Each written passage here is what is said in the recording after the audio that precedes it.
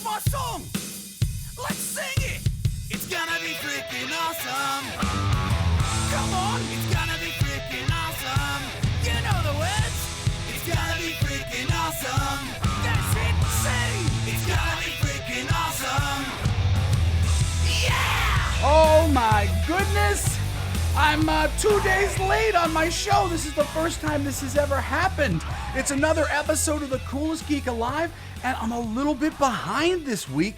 I've been promoting my show like crazy. I'm actually going on WDW Pro's show on YouTube in a little bit, and I've been going on all sorts of podcasts like Word Balloon and other ones with friends of mine promoting my comic book King of Kings #1, which is live on Kickstarter right now. We've made our initial goal of $5,000, but we still got a lot more to raise and a lot of cool stuff to give out. If you love me and want to help support me and the cool things that I'm doing to try and create a richer and more meaningful and funnier and funner and more quality space of artistic integrity in comic books and in the arts, then please go to Kickstarter right now, type in King of Kings #1, find our campaign, and pledge some money to it and get one of our awesome exclusive books. Anyway, I am so annoyed that I was late here on this show because I spent time on Monday working out this entire episode. I was gonna do part 3 of my career highlights kind of thing, working with Marvel, DC, Archie, the Muppets, Disney, Pixar, all these different companies and what that's been like. But I thought it was time to just kind of break up the monotony of that for a minute, since I did have more to say, to talk about the history of the multiverse. My brother Cody is a brilliant filmmaker. In fact, that is your homework assignment for today. Go find Fool's Day, directed by my brother, Cody Blue Snider, co-written by him and my other brother, Shane Royal Snider. My brothers are some funny mother effers. You will love their short film. It has been called the greatest short film of all time. Also, if you want to watch some great quality music videos and short films, go online, type in Cody Blue, and see what comes up. He also made a short film called All That Remains, which was adapted from a comic book script and some images that me and my buddy Steve Kurth had made, and he was really impressed by. Thank you, Cody, for the love there.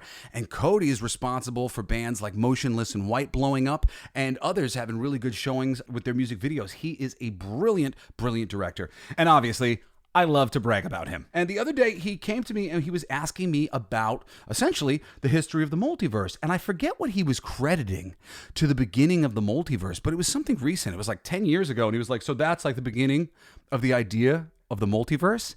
And no, not at all. You are sorely mistaken, my friend. The multiverse has existed for a long time. And I went into research where it was specifically that these things had come out, because I wasn't sure if I was exactly right, but I at least knew that DC Comics has had a multiverse the way we see it, with slightly alternative versions of different characters in fiction. That sort of multiverse has existed at DC for a long time. And I want to take you guys through today the history of the multiverse and the very concept of the multiverse. Where does it come from? Where did it truly begin? As it turns out, it kind of went in stages. People keep saying, why is everything a multiverse these days? Well, the multiverse is an easy answer for everything. Why is this different? Oh, well, that takes place in the multiverse. It's a slightly different universe than the universe you're used to. It's a real easy thing to say for an executive who doesn't want to spend time reading, 6 decades of Batman comics. They're like, it's the multiverse, and then this is the alternate version of the multiversal version of Batman or Superman.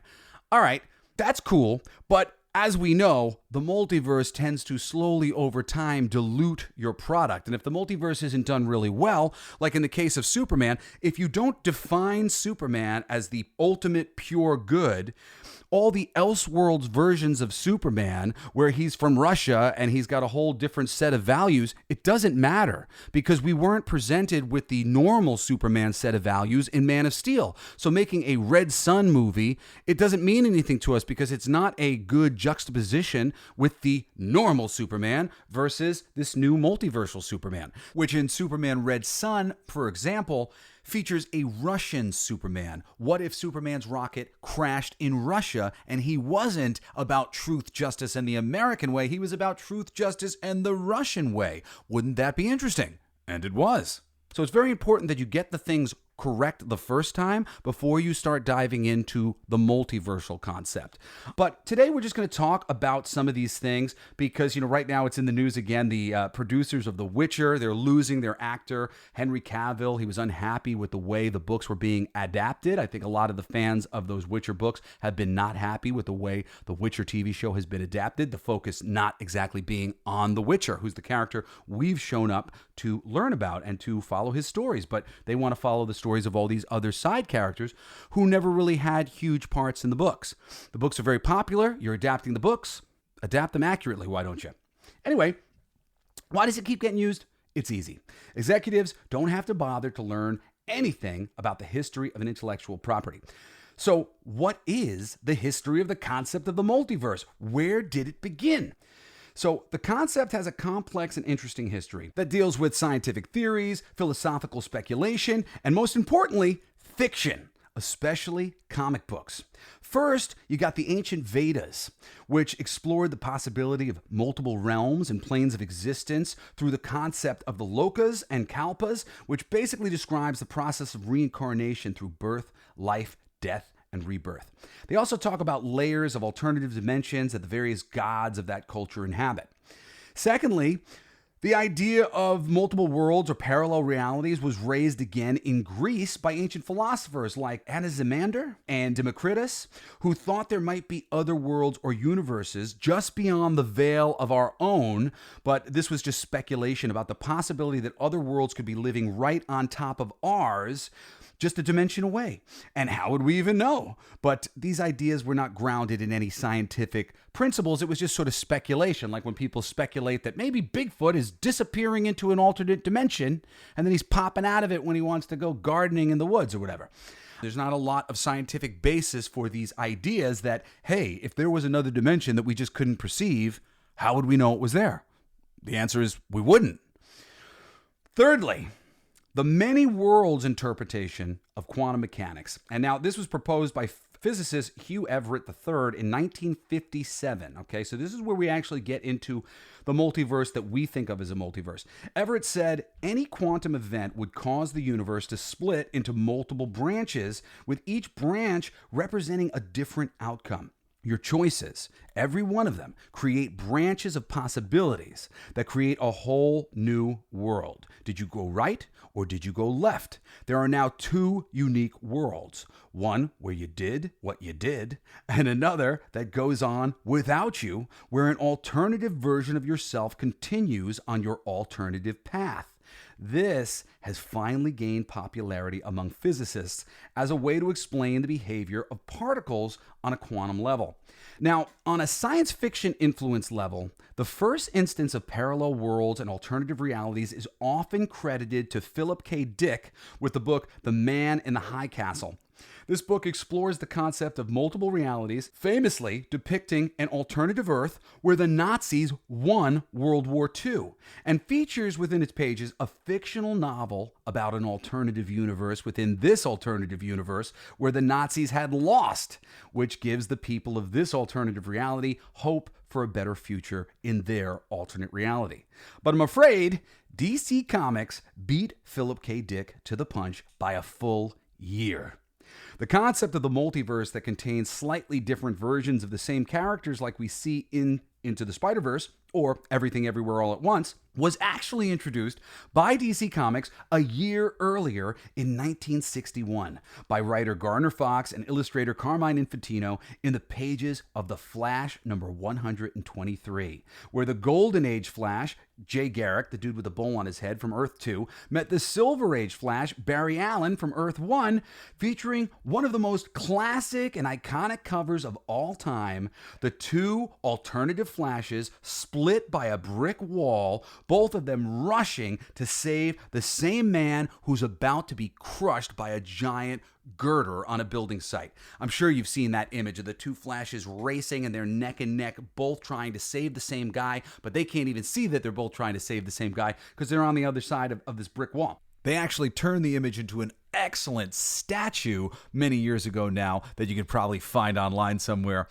Really cool. Anyway, the story was even titled The Flash of Two Worlds. Right? This establishes the idea of multiple parallel universes within the DC Comics universe specifically, but moreover, it introduces the concept of the multiverse as we know it today on planet Earth. The Flash was an early invention of DC Comics, but the earlier version of that Flash, Jay Garrick, I guess was deemed as a little passé, and they decided to update the concept years later with Barry Allen, who now people know from the Ezra Miller version of the Flash in the films, well, the people who saw it, even though that Ezra Miller version of Barry Allen isn't really exactly Barry Allen.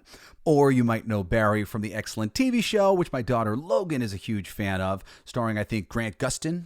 But this idea of Barry Allen Flash meeting Jay Garrick Flash, who had been established in different worlds as the only Flash in both of their worlds, coming together and meeting each other for the first time, this is the beginning of the multiverse. And I'm so proud that comics get to take responsibility for this idea being entered into science fiction, because it's a great concept. And while the multiverse is sometimes mishandled or overused, it is a very interesting way to tell stories and introduce alternative versions of ideas that people already know and love, and create great juxtaposition between the way it is and the way it could have been. Really. I mean, I'm just so proud to say that the intellectually respected fictional novels were beaten to the punch by this concept of the multiverse by lowly old comic books.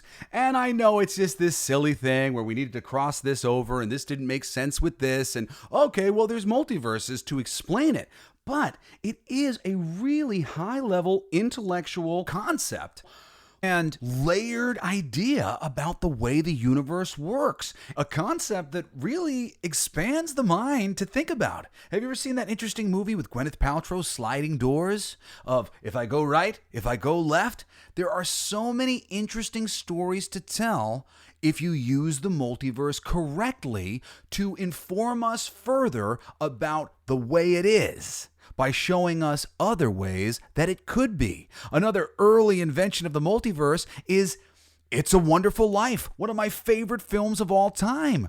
What would the world be like without George Bailey? Not as wonderful. But comic books did it first. And I'm just so proud of our medium because of it. Not only that, they were the first to explore these concepts in lots of different ways as the years went on. So, in 61, you've got the Flash of Two Worlds, the two Flashes meeting each other. But shortly after that, in 64, we get introduced to the Crime Syndicate of America. The Crime Syndicate come from an alternate reality where all of the good characters from the DC universe are evil, and all of the evil characters from the DC universe are good.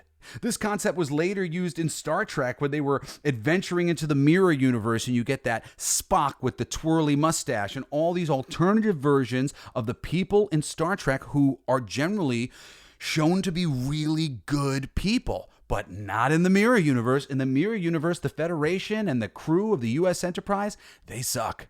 They suck. And they've journeyed into that mirror universe many times in the Star Trek mythology. And I'm sure they will journey into it many more times because it's such a great and simple concept. The idea that there's another universe next door where all the good guys are bad guys, where all the bad guys are good guys. And in the Crime Syndicate of America, the good guy of their universe is the bad guy of Superman's universe. It's Lex Luthor. There's a good Lex Luthor, and there's a really evil Batman called Owlman, and there's a really evil Superman called Ultraman. And when Superman is depicted properly as the ultimate good, Ultraman is the ultimate evil. These concepts are just wonderful juxtaposition, playing off of the concept that we already know and love, and then we got a complete opposite version that gets to invade our reality from this multiverse of possibilities. In 68, we got the Meta Earth Prime. This is interesting. In the comics, they introduced Earth Prime as a concept where it was supposed to be real Earth. Our Earth is Earth Prime, and superheroes from the DC universe would enter into Earth Prime and interact with people like you and me who are like, I read about your stories in the comic books. And the superheroes are like, wait, we're a comic book in your universe? This is so weird and meta. And very cool for the readers to essentially see themselves in a DC comic. Hey, it's me. It's a fan of Superman meeting Superman after believing him to be a fictional character for all these years, but not in the multiverse. In the multiverse, there's room for Superman to be real, and there's room for us to be real, even within the continuity of DC Comics. That's pretty cool. Yeah, another interesting use of the multiverse. Now, moving ahead, eventually in 82 and 83, and I can't think of another place where this was done, but you've got the Zoo Crew, who are introduced as a team of anthropomorphic animals who are kind of loosely based on members of the Justice League as well. So this is an alternate universe in the multiverse that includes animal versions of our superheroes. And it's not direct relation. Captain Carrot isn't Superman, but he's very much like Superman. And there are other characters on the team who are all essentially amalgams or send-ups to various classic characters, but in this universe, they're animals of different varieties. So the multiverse expands into this concept of, well, what if these people weren't people? What if they were animals of various varieties?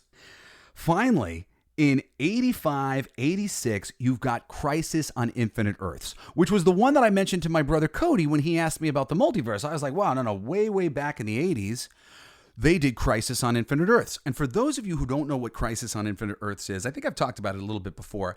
It is really the concept that is kind of waiting to be adapted in live action by DC. They could fix all of their film problems tomorrow if they did a really good adaptation of Crisis on Infinite Earths, where they did basically the movie equivalent of what they did in the comics. At the time, all of the characters of the DC universe essentially lived in their own universe. They did not share continuity. Continuity means basically if something happens in Spider-Man's universe, you're going to see some sort of reflection of it eventually in the Fantastic Four universe or in the Avengers universe, because they're all living in the same space. So anything that happens in one book on some level or another will eventually creep into the stories of the other characters in the other comic books that they're publishing that all share this singular continuity. But originally, DC didn't want to deal with any of that. So Superman was doing his own thing, and the JSA, they were doing their own thing. These characters from the 1940s, who were participating in World War II, but they lived in their own universe, as did the Charleston characters that were bought. Characters like Blue Beetle and The Question, they lived in their own universe with Captain Atom. So did Shazam, originally called Captain Marvel, who had been published by Fawcett Comics, and now he was owned by DC Comics, and they wanted Shazam to be able to interact with Superman. But the only way that's going to happen, unless we're going to do one of those multiversal crossovers, is if we fix the continuity so that they all live on the same planet. Or more specifically, on the same planet, because they did live on the same planet, but within the same universe, where their continuity is shared, where the President of the United States in Superman is the same President of the United States in Captain Marvel, where anything that happens in Superman that's major, in the Tick, classically Chairface Chippendale carves C-H on the moon, cha. And, it's always there when you look up at the moon. Well, if the Tick is in the DC universe, that means in Superman, every time you look up at the moon, it says cha. Every time you read Captain Marvel, it says cha. Because they all now live in this same universe where the moon has been damaged in this very specific way. But now, as Crisis on Infinite Earths happened, all of these characters who lived in different universes, their universes were crushed into one place to be more like Marvel Comics, where everybody essentially lived in New York City and everybody's story was slightly affecting other stories. But DC, they never had the benefit of that shared space universe, and this Crisis on Infinite Earths story changed all of that. It finally brought all these characters to the same spot.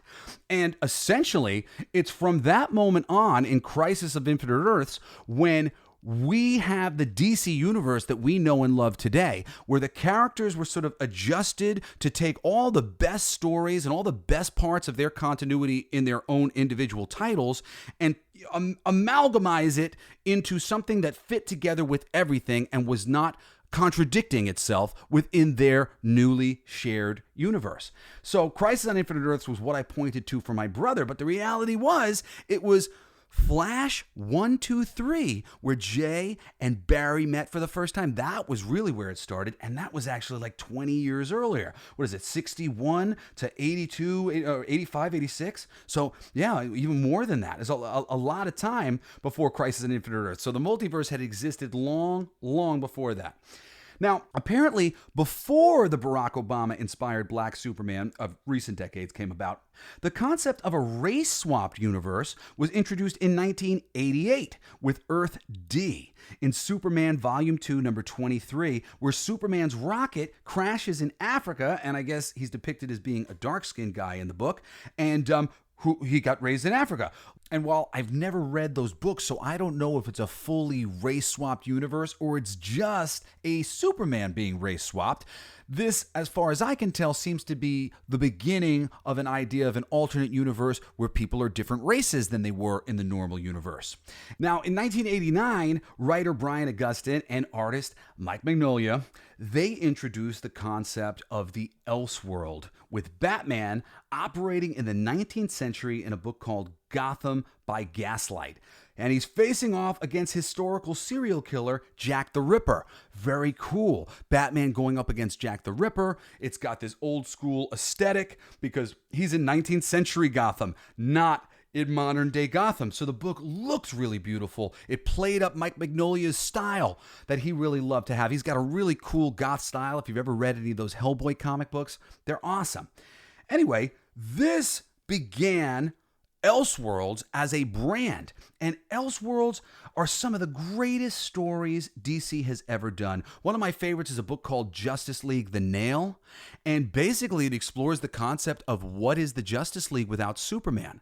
In the comic books, unlike the recent films, Superman is portrayed as just the greatest of all the superheroes. And I don't mean that by like he's the best at what he does. I mean he's got the best heart, the biggest heart. He always is searching for a better way to handle things than just beating people up, because he's the best at beating people up. He's the strongest and the fastest. He's got all the powers, and he's constantly basically shortchanging his own abilities to try to do it better, to come up with a better way forward, not to just kill people and sweep them under the rug, but to try and save the day without going to this terrible place of violence that a character like the Punisher would go to, or brutality like Batman or Daredevil would go to. Superman always finds a better way. Well, without the moral compass of the DC universe, what is the Justice League like? And that's just the tip of the iceberg. I mean, people would tell you about the vampire Batman. I told you about Russian Superman. Recently, you've had Deceased, which is a zombie universe where all the DC characters are undead. You've got the Injustice universe where Lois Lane gets killed by the Joker and Superman goes nuts. That's a great one. And there's plenty more. They've done a lot with the Elseworlds concept over the years. James Gunn finally even brought up the Elseworlds concept when talking about the future films that he's going to be making in the DC cinematic universe. And Elseworlds are fun, baby. Really fun. But the important thing when it comes to Elseworlds is that you have established a baseline. And, you know, what I mean is you have to have a tried and true personality and morality for the main characters of the DC universe, your Superman and your Batman, because then it's all about how they differ in the Elseworlds. And if you don't nail the way they are depicted usually in the prime DC universe, which is, Earth 1, then it doesn't work. It doesn't work when you make an Elseworlds book. If you made a Superman, like an Injustice Superman, it doesn't mean anything in the face of Man of Steel Superman, where the movie ends with him breaking Zod's neck. The moment he is willing to go to that place, it just creates so much space in your mind for the fact that he'll go there again. He will probably go there again. And there in the comics, they had told those stories, but they always basically walk back on that and bring him back to a moral center where he's not going around just killing people. There's always a better way. And if you haven't established your character that way, doing an Elseworlds where he's significantly different doesn't matter. Doing Justice League: The Nail where he's not there, it doesn't matter. doesn't matter. He's not the moral linchpin of the DC universe. So him not being there doesn't create any interesting stories. It just is a world without Superman, but it doesn't mean anything. A world without Superman in the DC universe that's been created in the comics really means something because he is important as the moral compass of the entire superhero community. Quick aside, I didn't actually look this up, but now that I'm thinking about it at the time, there was various stories where the Justice League were turned into gorillas or were showing up as gorillas because the editors at the time, I think it was Julius Schwartz, he believed that gorillas on the cover, he noticed that they sold more books with gorillas on the cover. So there was a while when the Justice League would show up as gorillas and gorillas were always on the books. And I don't know if it was ever alternate universe versions of them as gorillas, even though often that's what it looked like. I always read it as them being transformed into gorillas, but I don't know. Write me a letter at jesseblaze@jessesnider.com if you know the history there of the Justice League as gorillas and some of those stories, and if there is an anthropomorphic area of the multiverse that had included these characters as animals before the Zoo Crew, because I'm not entirely sure.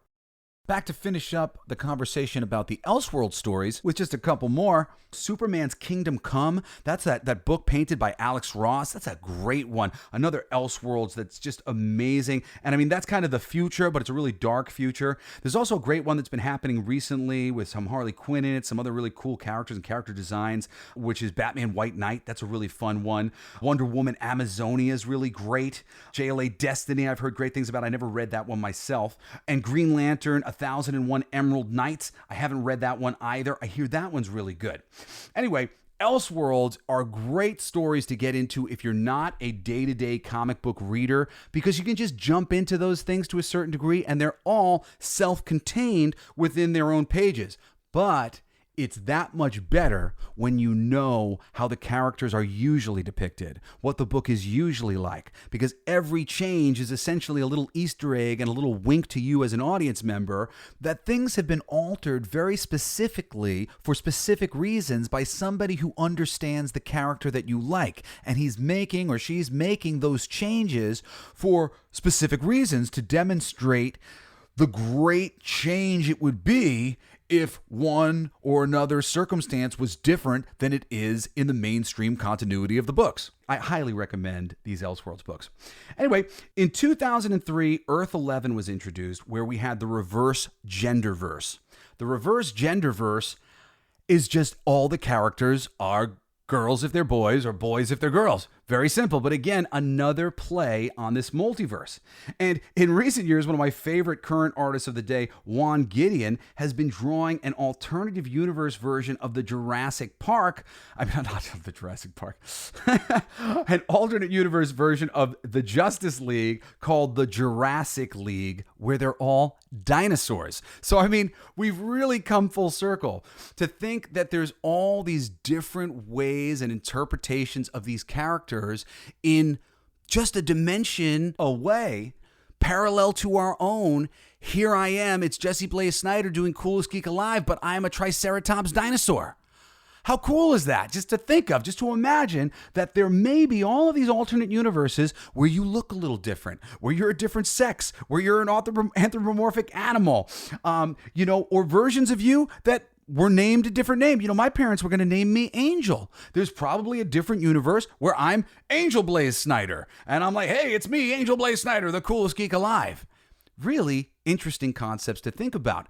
As we start to get into sort of quantum mechanics and the suggestion that the reality that we live in may actually be a very complex virtual reality, a virtual space, and that essentially we're all living in this giant computer that some people like to call God. Well, if you're taking that interpretation that way, isn't it simple and possible that anything that you do or don't do, God or the AI computer that is basically creating this simulation, it can think of infinite versions of alternative realities where you go the opposite way, or you look slightly different, or your name is different, whatever it might be, just infinitely, just out of curiosity to see what it's like, just so that it can know everything, because it's a computer just trying to, and it can think infinitely. So why wouldn't it? It probably just did already. It probably couldn't even help itself. It's probably just thinking forever. And that's why the infinity even exists in the first place. It's just the mind run rampant, and it just can't stop coming up with new things to think about. If there's one thing I've learned for certain as I become a spiritual man, and I've had lots of really weird experiences throughout my life, is that there is an infinity. This consciousness, this concept, the mind goes on for forever. Anything that can be thought is thunk. We here living with time. The concept of time is a concept. What came first, the chicken or the egg? The idea for the chicken, the idea for the egg. Idea comes before form. So on that level, on the dimension of our minds, where we are just thinking things, we can think of things forever. And the fact that the ideas exist in our mind tends to suggest to me that they must, on some level, exist outside of our minds, perhaps in other dimensions. And man, what a cool concept to explore. And honestly, we've got comics to thank for its proliferation. And we've got comics to thank for the easy band-aid that it is to say, oh, it's the multiverse, when these producers get tongue-tied because they didn't do their research. So the multiverse is a really, really cool thing that was essentially invented by comic books and comic book creators. And we got to thank comic books for introducing this great concept, because if not, we wouldn't have all these wonderful films like Into the Spider-Verse, or this Spider-Man with Tobey Maguire, Tom Holland, and Andrew Garfield all together, mixing all these things. I mean, honestly, there's a lot more I'd like to see done with the multiverse the right way. I would have loved to see Doctor Strange in the Multiverse of Madness. I've talked about this before, where he visited Johnny Blaze in the Ghost Rider movies starring Nicolas Cage, where he visited Wesley Snipes in the Blade movies obviously starring Wesley Snipes. Those ways of mixing and matching some of these characters that we would have loved to have seen mixed and matched yesterday, but we never got a chance to do it. Now, Marvel could do that. They own all of those old films again. They own these concepts. They have them back under their own roof. So why not cross them over, give us a satisfying conclusion to some of those universes, and then move us into a new one? I highly recommend that if James Gunn or any of his people are listening, dude, do Crisis on Infinite Earths. It'll solve all your problems. Bring back everybody. Bring back Jonah Hex. Even the worst movies that you did, if you bring them all and acknowledge and honor that they exist, and then give us a better version that is more in line with the books we've been reading for forever, I promise you, we are not going to reject it. Seriously, we'll be glad to see Catwoman in that disgusting outfit you had her in. What was her name again? She wasn't even freaking Catwoman. But we want to see that she exists in the multiverse, put that shit to bed, and then give us a real Selena Kyle, goddammit. Seriously, everything is on the table if you handle it correctly. And you would make fans so happy.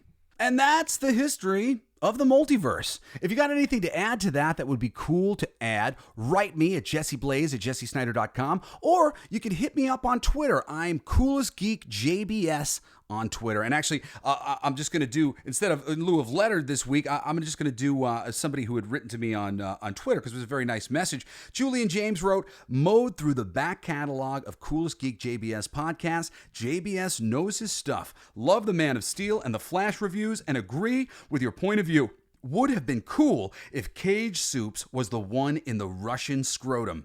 Would make sense for the Burtonverse too. Yes, it would. That's the thing. Doing these multiverses right.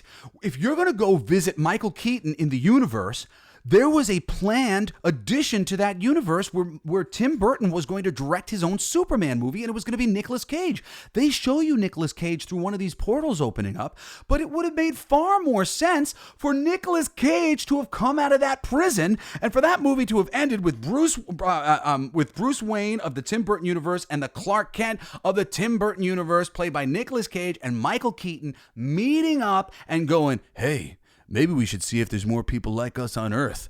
Right? How exciting would that have been if you actually got to see that Tim Burton verse come to life? We were promised it. There were lots of fans who were promised and waiting for that great, interesting, dark kind of Superman take from Tim Burton's eyes, and we never got it. And to fulfill that fantasy, to bring that to life, that would have been meaningful. That is a good use of the multiverse. By bringing that female Supergirl, well, that doesn't exactly jibe with the continuity. It's creating a brand new continuity that they just decided, oh, it's the multiverse. In this multiverse, there's a girl Superman instead of that. But wait, you guys already did have an idea for Superman in that universe, and it was Nicolas Cage. Man, that would have been cool. That is proper use of the multiverse.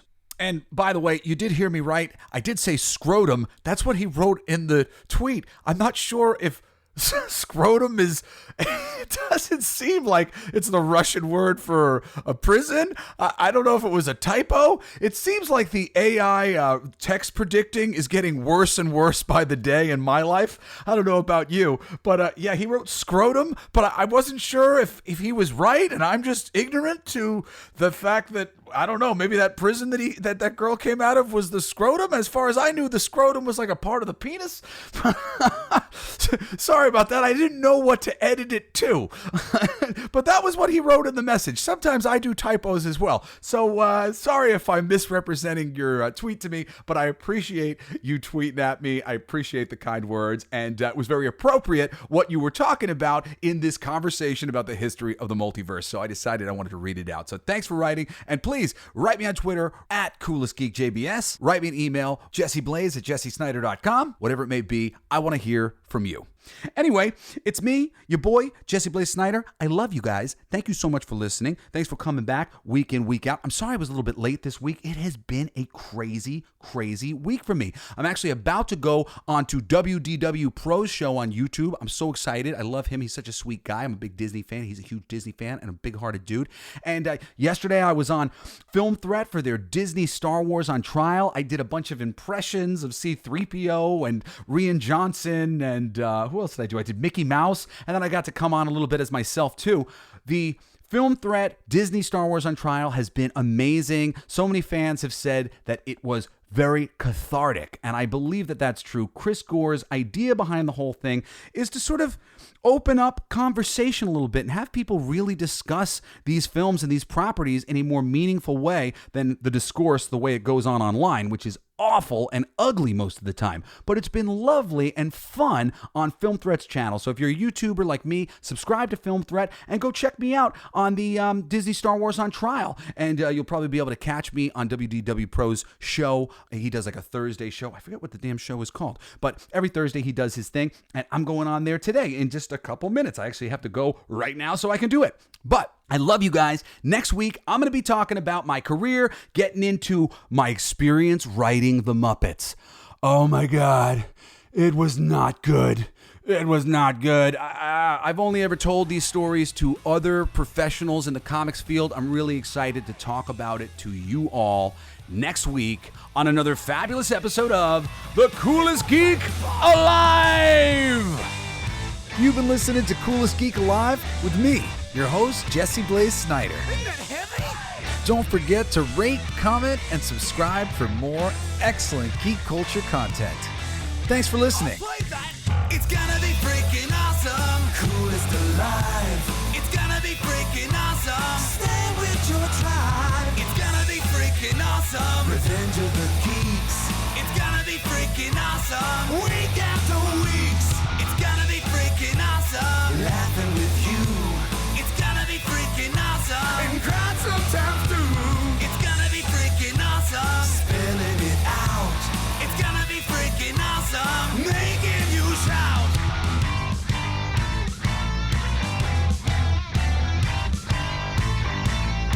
I'm a genius. I got lyrics coming out.